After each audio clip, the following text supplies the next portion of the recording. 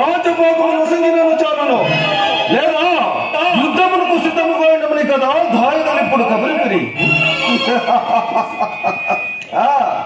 మీరిద్దరి మాటలు నిరాకరించి ఇచ్చితి నేను కొన్నాడు. అట్లయినా నేను వారికి ఓడినట్లే కదా.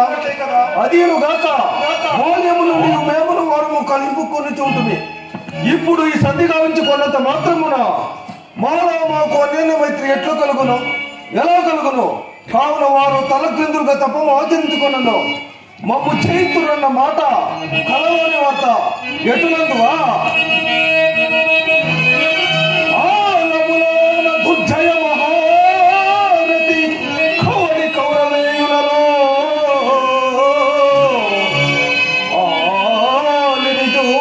మంత్రి అతి దురాత్ములు పాండవేయులో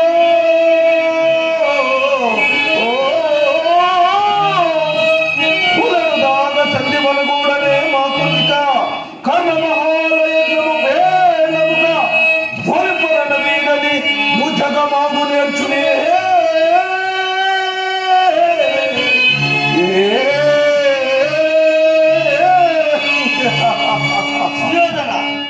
ఈ మార్చినలో బల బలక్రములు మనియగాక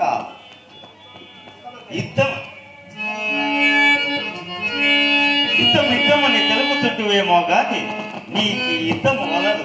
ఆనాడు అజ్ఞాతవాసము తీరినంతనే పాండవులకి రాజ్యభాగమును సంగతము చెప్పి ఇప్పుడు పెద్దవారు మమ్మల్ని యుద్ధమకే తిప్పుచున్నవా? పెద్దవారు మా పలుకులను ఆలోచించి పాండవులకు రాజ్యభాగమును సిక్కి మాకందరికి సంతోషము కలిగింది.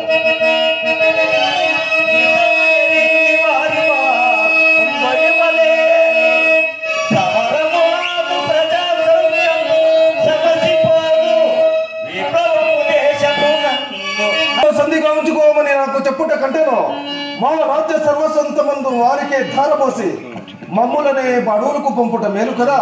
కావున నీ మాటలు వినజానందుకు నన్ను మన్నించి జరుగుబో రణమున పాల్గొనడు.